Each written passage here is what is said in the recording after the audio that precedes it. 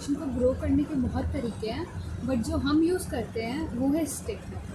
तो हम सबसे पहले एक स्टिक लेते हैं और जिसमें कि 3 to 5 एक्टिव नोट्स होते हैं, और हम इसे नीचे से स्लांटली कट करते हैं और उसको डिप करते हैं प्लांट हार्मोन और अल्कोहल के सॉल्यूशन में।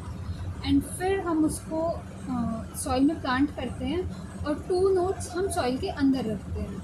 और हम इसको स्लांटली इसलिए प्लांट करते हैं जिससे कि इसके बुशेस जो हैं बहुत ज़्यादा एरिया कवर ना करें, स्टेम्स स्ट्रेट निकले और हम कम एरिया में ज़्यादा से ज़्यादा प्लांट लगा पाएँ। और हम जो वैरायटी ग्रो करते हैं वो है S146, जो कि ईज़िली अवेलेबल है इंडिया में और ईज़िली ग्रो करती है। और इसको लगाने के बाद 1 to 2 मंथ में ये ग्रो करना स्टार्ट हो जाती है।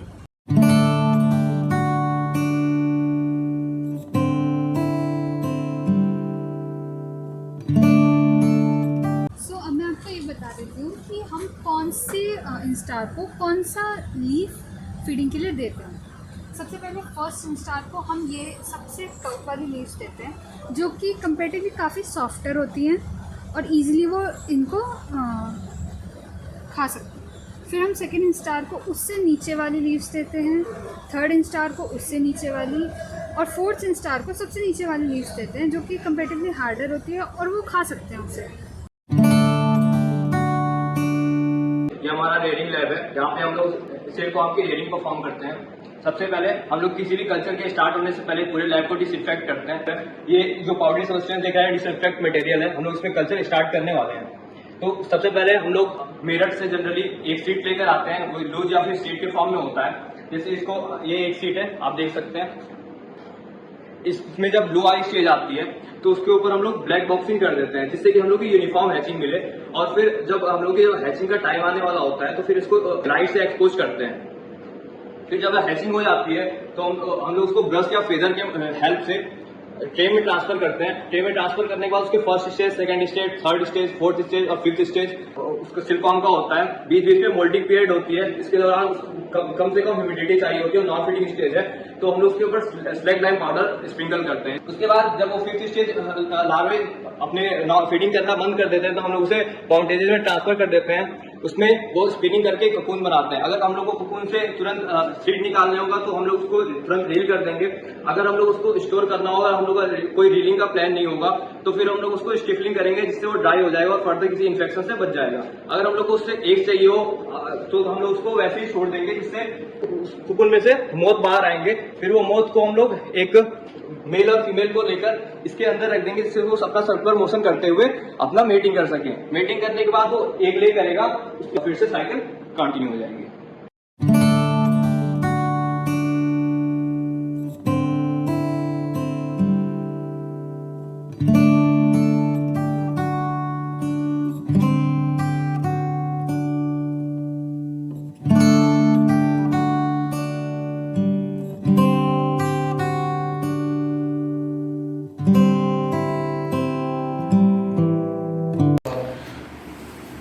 इसको एक्स्ट्रा देना को ऐसे ऐसे नीचे करके, ठीक है। चलो आ जाओ इधर रखो।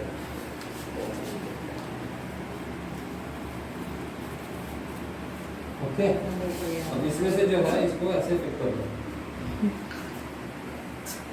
उठाओ। ये देखो, अब आप देखो, अब तू इसको उठाया तो नहीं है, अब इसको उठा के देख। हाँ है ना, तो इसका मतलब ये डेड है या डेड होने वाला है। तो this is basically senses, basically ना सेंसर का मस्कुलर जो ना प्रेशर से पता लगता है। तो ये सब उठाओ कर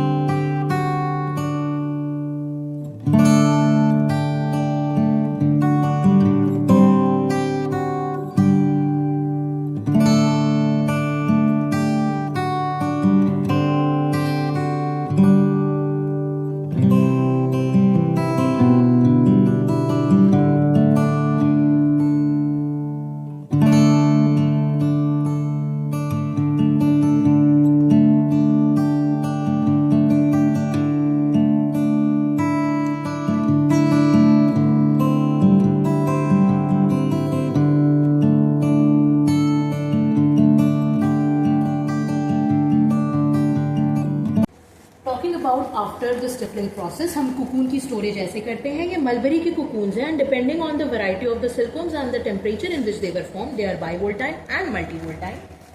coming to the Eri cocoons की खासियत ये होती है कि ये एक साइड से पियर्स्ड होते हैं, और इसको अहिंसा सिल्क भी कहते हैं क्योंकि इसमें से सिल्क निकालने के लिए हमें प्यूपा को किल करने की ज़रूरत नहीं पड़ती है. After that comes the tasar cocoon, जिनका कैरेक्टरिस्टिक होता है ये हुक लाइक स्ट्रक्चर, जिसकी वजह से ये ट्री पे ऐसे करके लटकते हैं और इनकी हार्वेस्टिंग में हमें आसानी होती है. The last one is the muga cocoon. Muga is typical to Indian subcontinent. ये सिर्फ इंडिया में ही पाया जाता है, और इसका जो कि बहुत ही कैरेक्टरिस्टिक फीचर है इसका गोल्डन कलर, जो कि इसीलिए इसको गोल्डन कोकून भी कहा जाता है. इन सब के बाद हम जब रील करते हैं कोकून तो इस तरह की एक सिल्क बेस निकल कर आती है. ये हमारा पूरा रीलिंग सेटअप है.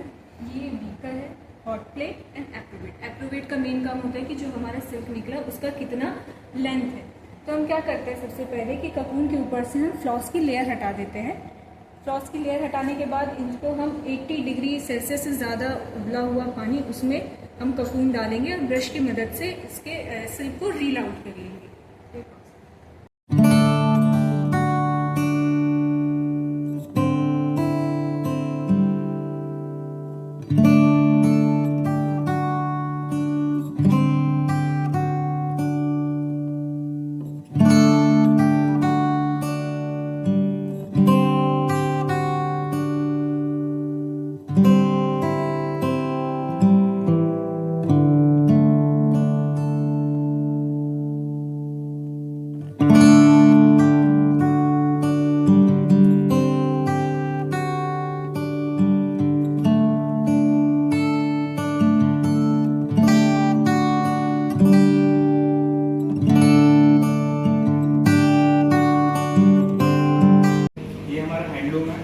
इसे हम हिडल कहते हैं और इसे हम बेटर कहते हैं.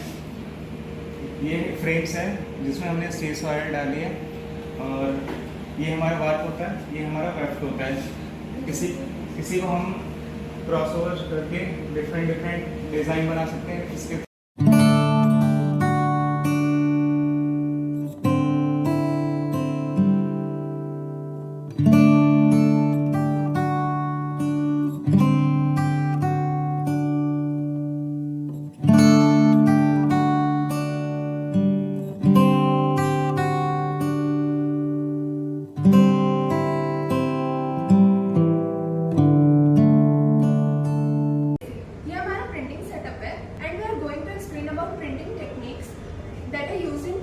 इंडस्ट्री.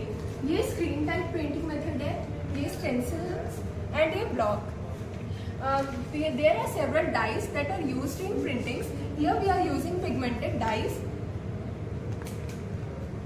फैब्रिक को डाई करने से पहले उसे हम एक प्री ट्रीटमेंट करते हैं, जिसमें पहला स्टेप आता है ग्रे क्लॉथ इंस्पेक्शन, जिसमें बेसिकली जो लूज थ्रेड्स होते हैं उसे हम लोग रिमूव करते हैं. सेकंड स्टेप में है desizing, and third one is the bleaching, जिसमें हम लोग क्लॉथ के यूनिफॉर्म अपीयरेंस के लिए ब्लीचिंग का यूज़ करते हैं. The fourth one is the soaring, जिसमें हम लोग ये ब्लीचिंग जो यूज़ की है उसे न्यूट्रलाइज करते हैं उसकी अल्कलिनिटी को. And fifth one is wrinkle free.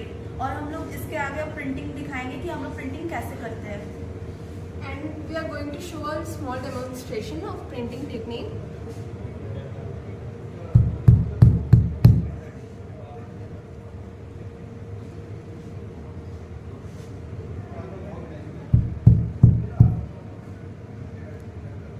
Printing के बाद इसे फिक्स करने के लिए either we can use alum or dye fixer to make it permanent.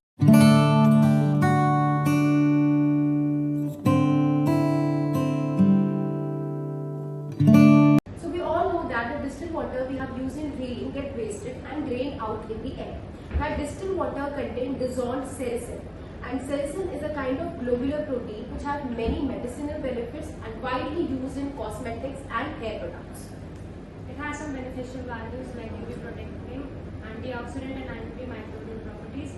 It was a byproduct while we reeled out the silk. And this is flaxseed extract. We are using it as a conditioning agent, and this is our key ingredient, sericin extract. This is the crude extract. This is filtered Rita. We are using it as a base. This will help in foaming the shampoo.